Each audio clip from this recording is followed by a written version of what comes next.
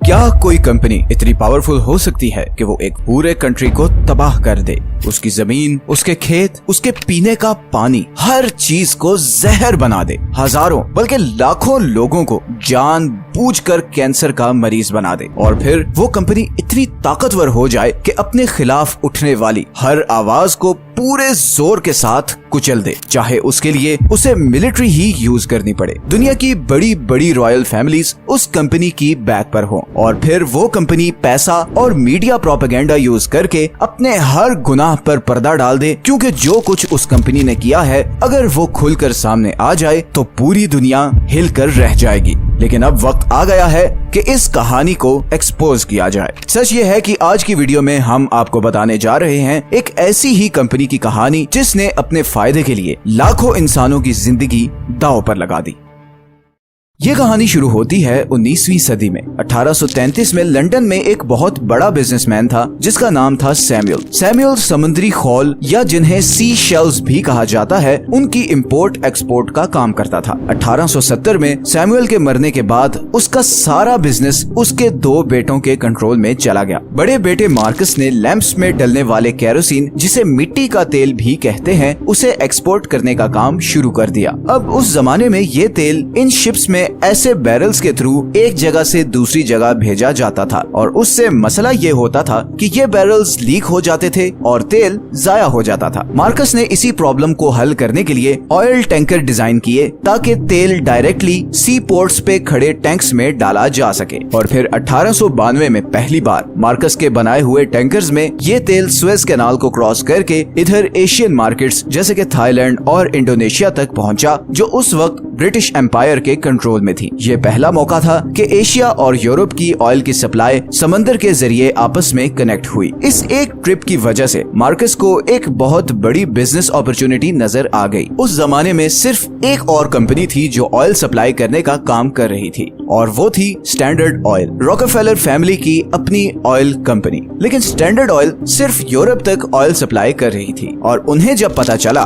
कि मार्कस अपने oil tankers लेकर एशिया गया है तो उन्होंने मार्कस को ऑफर की कि वो स्टैंडर्ड ऑयल के टैंकर्स भी एशिया सप्लाई करना शुरू करे और बदले में उनसे कमीशन ले ले। मगर मार्कस के जहन में कुछ और ही था। उसने सोचा कि किसी और कंपनी के लिए काम करने से बेहतर है कि क्यों ना अपनी खुद की ऑयल ट्रेडिंग कंपनी बनाई जाए। लेकिन ये बड़ा रिस्की काम था, बिकॉज रॉकफेलर्स उस वक्त हर जगह छाए हुए थे और स्टैंडर्ड ऑयल के मुकाबले में कंपनी खोलने का मतलब था उनसे दुश्मनी लेना। मगर मार्कस ने किसी की परवाह किए बगैर 1907 में रॉयल डच पेट्रोलियम के साथ मिलकर एक नई कंपनी बनाई और उसका नाम रखा शेल। स्टैंडर्ड ऑयल को चैलेंज करना कोई आसान काम नहीं था, but thanks to a very high demand of oil at that time, Shell बहुत जल्द दुनिया की टॉप ऑयल सप्लाई करने वाली कंपनी बन गई। इवन वर्ल्ड वॉर 1 में शेल ब्रिटिश आर्मी को सबसे ज्यादा ऑयल सप्लाई करने वाली कंपनी थी। बल्कि कई डॉक्यूमेंट्स में तो ये भी कहा गया है कि अगर शेल ना होती तो शायद एलाइज कभी भी जर्मन्स को हरा ना पाते।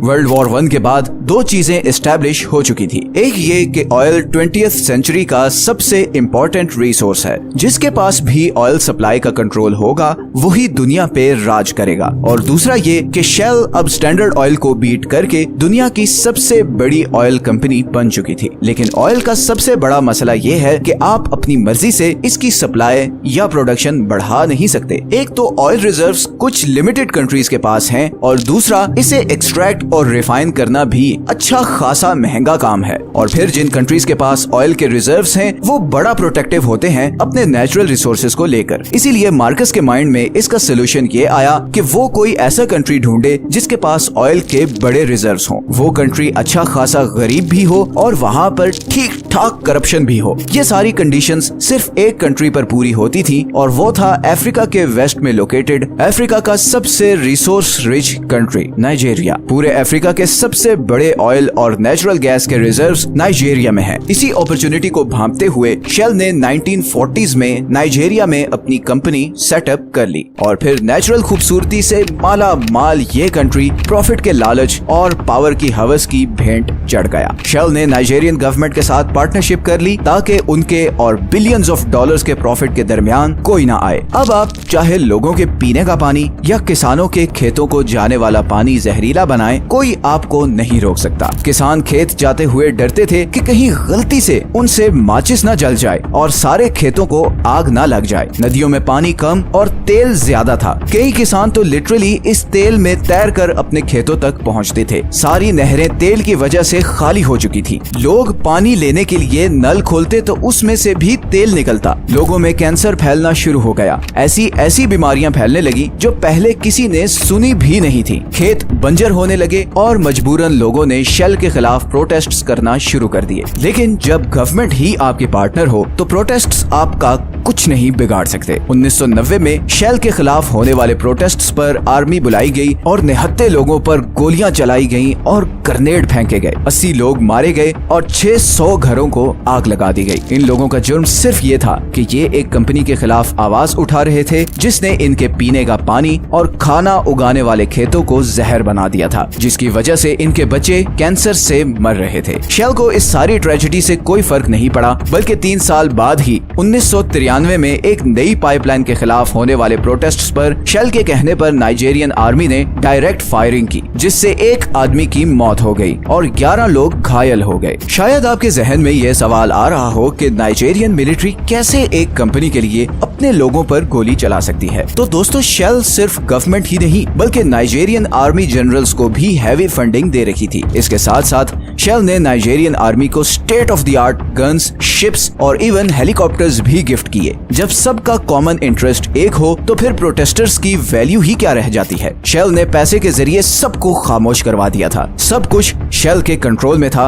सिवाय एक आदमी के। इस आदमी का नाम था केन सारो-विवा। केन एक राइटर और एनवायरमेंटल एक्टिविस्ट था। केन ने शेल के खिलाफ एक जबरदस्त मूवमेंट चलाना शुरू की। प्रेस से लेकर स्कूल, कॉलेजेस, यूनिवर्सिटीज और इवन हॉस्पिटल्स में भी केन ने लोगों को ये अवेयरनेस देना शुरू की कि शेल उनकी जिंदगियां बर्बाद कर रही है। केन के आसपास लोगों की एक भीड़ इकट्ठी होने लगी। केन का सिर्फ एक मिशन था कि शेल को नाइजीरिया से बाहर निकाला जाए। शेल ने केन से नेगोशिएट करने और उसे खरीदने की बहुत कोशिश की, मगर वो उसमें नाकाम रहे। अब क्योंकि केन के साथ लोगों की एक बहुत बड़ी तादाद थी तो उसके खिलाफ एक्शन लेना भी मुश्किल हो रहा था। केन और उसके साथियों ने शेल के ऑपरेशंस रोकना शुरू कर दिए। तेल ले जाने वाले ट्रक्स को रोड पर रोक लिया जाता। प्लांट पर काम करने वाले इंजीनियर्स को डराया धमकाया जाता ताकि वो नाइजीरिया को छोड़कर वापस अपने कंट्री चले जाएं। और हिस्ट्री में पहली बार शेल के ऑपरेशंस पर असर पड़ना शुरू हो गया। शेल को एक धचका लगा था। एक आदमी उनके रास्ते में सबसे बड़ी रुकावट बन चुका था। उसको हटाने के लिए बहुत ही स्मार्ट प्लान की जरूरत थी। शेल के लोग नाइजीरियन इंटेलिजेंस के ऑफिसर्स के साथ बैठे और उन्होंने केन को रास्ते से हटाने के लिए एक प्लान बनाया। 4 हफ्ते बाद केन के गांव के 4 लोकल चीफ्स को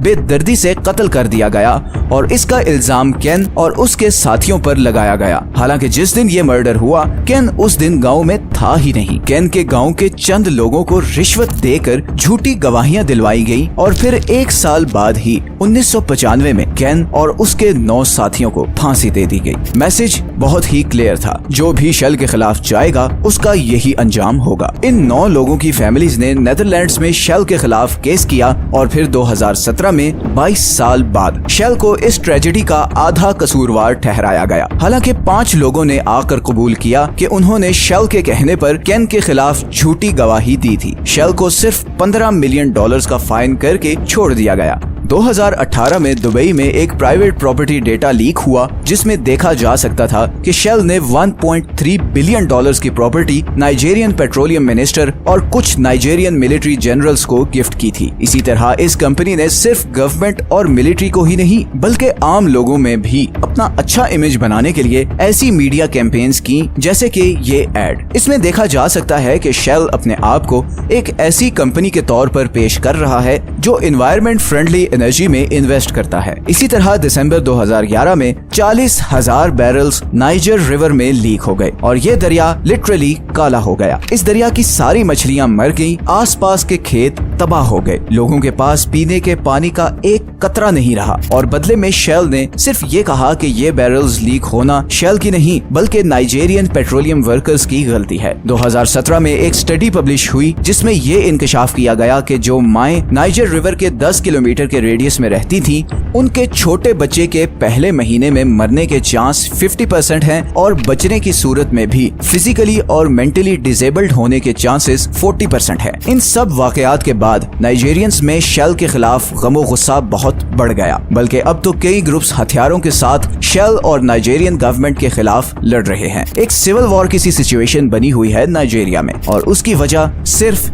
एक कंपनी है। एक कंपनी ने अपनी खुदगर्जी और लालच की वजह से एक पूरे कंट्री को तबाह करके रख दिया है। ये सोचकर ही खौफ आता है कि इंसान पैसे और पावर के लिए किस हद तक गिर जाता है। दूसरे इंसान की जान, माल, किसी चीज की कोई अहमियत नहीं रहती। अभी ऐसे बहुत से राज हैं जिन पर से हमने आगे आने वाली वीडियोस में पर्दा उठाना है। बहुत से ऐसे क्राइम्स हैं और बहुत से ऐसे लोग हैं जिनके जराइम दुनिया के सामने लाने हैं। आपका इस टॉपिक के बारे में क्या ख्याल है? नीचे कमेंट्स में जरूर बताएं। अगर आज की वीडियो आपको अच्छी लगी है तो इसे लाइक और चैनल को सब्सक्राइब जरूर कर दें। मिलते हैं नेक्स्ट वीडियो में एक और इंटरेस्टिंग टॉपिक के साथ। अपना ख्याल रखिएगा। अल्लाह हाफिज।